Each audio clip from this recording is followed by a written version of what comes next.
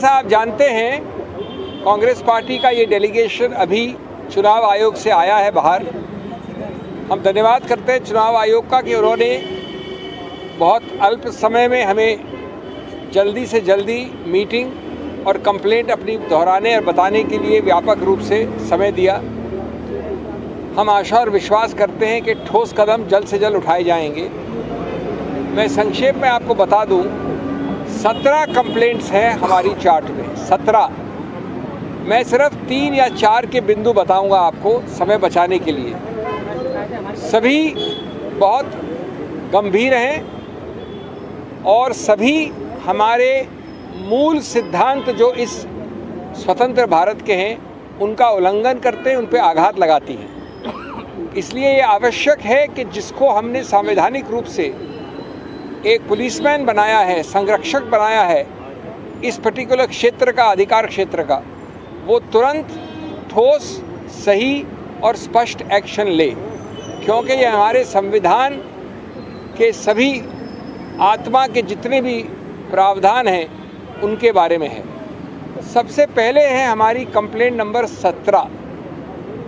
इस देश के, और मैं बहुत आदर के साथ कहता हूँ, हमारे प्रधानमंत्री भी हैं, इस देश के प्रधानमंत्री हैं और मैं वास्तव में उनका आदर करता हूँ क्योंकि बहुत मुखर वक्ता हैं, प्रखर वक्ता हैं। मैं हाथ जोड़ के उनसे कहूँगा कि उन्होंने इस प्रकार का वक्तव्य कैसे दिया, नहीं देना चाहिए और चुनाव आयोग को इसके ऊपर तुरंत एक्शन लेना चाहिए। ये वक्तव्य आप सभी जानते हैं, ये उनके ऑफिशियल हैंडल पे छपा हुआ है, प्रकाशित है। ये कल परसों कैंपेन के दौरान राजस्थान में कहा गया। इसमें मैं इसको भद्दा मानता हूँ, मैं इसको दोहराऊंगा नहीं, लेकिन इसके 4-5 तत्व आपको याद दिलाऊंगा जिसको हमने पूरी तरह से चुनाव आयोग के सामने रखा। इसमें एक समुदाय एक धर्म का स्पष्ट नाम के साथ विवरण है, स्पष्ट नाम के साथ। नंबर 2, ये बड़े स्पष्ट रूप से कहा गया है कि वो समुदाय इस देश की अल्प रिसोर्सेज को हड़प सकता है, हड़प लेगा, कांग्रेस उनको दे देगी इस प्रकार के अल्प रिसोर्सेज, उस समुदाय, उस धर्म को।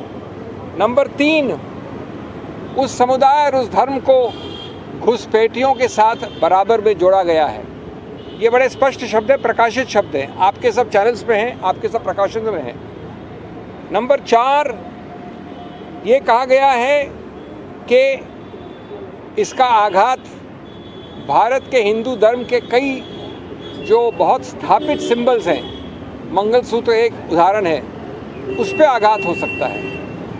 मैं वापस हाथ जोड़कर कहूँगा कि इतने बड़े ओहदे के चीफ एग्जीक्यूटिव इस देश के माननीय प्रधानमंत्री, हम सबके प्रधानमंत्री, उन्होंने सीधा उल्लंघन किया है, सीधा उल्लंघन किया है 123, जो किसी रूप से धर्म के आधार पर कोई वक्तव्य अलाउ नहीं करता है चुनाव के वक्त। नंबर 2, चुनाव आयोग के बारंबार सर्कुलर्स का उल्लंघन है। उसका आखिरी सर्कुलर 2024 का, वो भी ये कहता है कि किसी रूप से, परोक्ष हो या सीधा हो, आप धर्म के आधार पे ऐसा कोई आक्षेप या एक संकेतात्मक रूप से भी, या तो सीधा है, नहीं कर सकते। नंबर 3, उन्होंने भारतीय संविधान की अस्मिता पे आघात किया है। भारतीय संविधान एक गौरवशाली संविधान है जो बोम्माई केस के पहले से कहता है, पहले से, कि धर्मनिरपेक्षता, पंथ निरपेक्षता हमारे संविधान के मूल ढांचे का एक अभिन्न अंग है। मूल ढांचे का अभिन्न अंग होने का मतलब होता है कि संविधान संशोधन द्वारा भी उसको आप नहीं बदल सकते। अगर ये बात है तो आप समतल ज़मीन के लिए, लेवल प्लेइंग फील्ड, गणतंत्र, लोकतंत्र के लिए, डेमोक्रेसी, ये सब एक अभिन्न अंग है मूल ढांचे के। आप इस प्रकार के आपसी वैमनस्य के वक्तव्यों द्वारा इसको बिल्कुल नॉन समतल, नॉन लेवल प्लेइंग फील्ड बना रहे हैं और इसका इलाज सिर्फ चुनाव आयोग के पास है। इसलिए जो आप, और मैं कह रहा हूँ ये कि इसमें भारत की क्रेडिबिलिटी का सवाल है, हमारे संविधान की क्रेडिबिलिटी का सवाल है, हमारे प्रधानमंत्री के पद की क्रेडिबिलिटी का सवाल है। हमारे चुनाव आयोग के क्रेडिबिलिटी का सवाल है। इसलिए आप वो सब जो करते हैं, जो आम आदमी के विषय में करते हैं, वो प्रतिबंध आपको लगाना पड़ेगा, चाहे कोई कितना बड़ा हो, चाहे कोई कितना छोटा हो। ये देश के एक संवैधानिक अस्मिता का प्रश्न चिन्ह है, पर प्रश्न चिन्ह है। तो ये तो सबसे अहम मुख्य पहली कंप्लेंट। हमारी दूसरी याचिका है, जो आपने तस्वीरें लगाई हैं अपने सत्तारूढ़ पार्टी की ऑफिशियल हैंडल्स में, गुजरात में विशेष रूप से, वो सिर्फ धर्म की बात करते हैं। हमने फ़ोटो दी हैं, आप वो ऑफिशियल हैंडल उठा के देख लीजिए, उसमें सिर्फ धर्म के चिन्ह हैं। हम एक गौरवशाली देश हैं, मैं एक गौरवशाली हिंदू हूँ, ये गौरवशाली सिख हो सकते हैं, ये गौरवशाली ईसाई हो सकते हैं, लेकिन धर्म के चिन्ह हम अपने घर में पूछते हैं। हम अपने ऑफिशियल हैंडल में लगाकर उसके आधार पर वोट मांगने नहीं जाते हैं। ये हमारा दूसरा याचिका है, विस्तार से है, फोटोओं के साथ है, व्यापक है। ये उन्हीं प्रावधानों का उल्लंघन है जो माननीय प्रधानमंत्री ने अपने पहले वाले हमारी कंप्लेंट के विषय में किए। तीसरा, एक बहुत ही विचित्र उल्लंघन देखा हमने, जो सिर्फ गैर कानूनी हस्तक्षेप और गलत रूप से दुष्प्रभाव डालने वाला हस्तक्षेप है। हमने ऐसा कभी सुना नहीं, कभी हुआ नहीं। मैंने अंदर माननीय आयोग को जेम्स बॉन्ड की कहानी बताई कि पहली बार तो तुक्का होता है, दूसरी बार कोइंसिडेंस होता है। अगर वही चीज़ तीसरी बार हो तो उसको शत्रु का एक्शन कहा जाता है। सूरत में ये बात बारंबार हुई है, ये कोइंसिडेंस नहीं है, ये शत्रु का एक्शन है। क्या हुआ?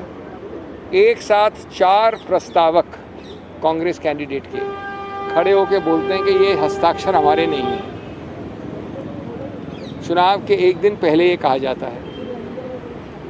उसके बाद कुछ समय तक जो कैंडिडेट है सूरत से, वो भी लापता होते हैं, मिलते नहीं हैं। अब सबसे रोचक, जो कोइंसिडेंस नहीं हो सकता, जितने और पार्टियों के जितने कैंडिडेट्स हैं सूरत से, सब विड्रॉ कर जाते हैं। ये ऐसा अजूबा तो हमने देखा नहीं। सूरत का कैंडिडेट इतना प्रभावशाली है कि कोई उसके विरुद्ध खड़े होकर तैयार नहीं। खड़े होने के बाद, नामांकन पत्र भरने के बाद, तो इसलिए हमने कहा है चुनाव आयोग से कि ये आपने चुनाव के धरातल को नॉन लेवल प्लेइंग फील्ड बना दिया है, समतल ज़मीन नहीं छोड़ी है। ये चुनाव पिटिशन का मामला नहीं है, इसमें आपका एक ही हल है, ऐसे कारनामों का फ़ायदा न उठा पाए कोई। इसलिए अति आवश्यक है कि आप स्थगित करें चुनाव सूरत में और चुनाव की नई तारीख दें, जिससे ये संदेश बड़ा स्पष्ट जाए कि अगर मैं इस प्रकार के दुष्प्रभाव से इनको इफ़ेक्ट करता हूँ या इनको इफ़ेक्ट करता हूँ, वोटर हो या कैंडिडेट हो, उसका फ़ायदा मैं नहीं ले सकता।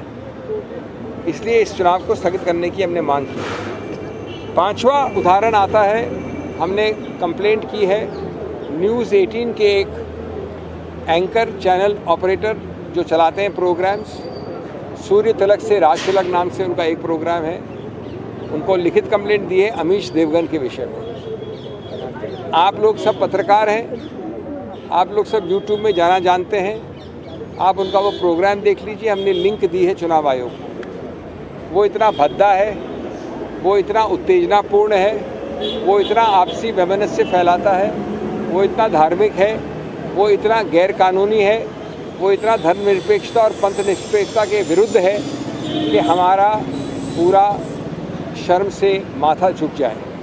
हमने तुरंत प्रतिबंध के लिए कहा है। इसी महान व्यक्ति के विरुद्ध पहले कंप्लेंट्स हो चुकी हैं, निर्णय आ चुके हैं, लेकिन इस वक्त एक प्रयत्नशील काम हो रहा है कि चुनाव में जितना माइलेज निकाल सको गैर कानूनी काम से उतना निकाल लो, बाद में देखी जाएगी। कि बाद में देखी जाए पे तुरंत प्रतिबंध लगाने के लिए आवश्यक है कि इसको रोका जाए, और वो हमने हमारी चौथी कंप्लेंट में किया है। अंतिम बात जो मैंने कही, और मेरे मित्र अभी 1-2 और आपको उदाहरण देंगे, जो अंतिम बात मैंने की वो थी कि माननीय राहुल गांधी जी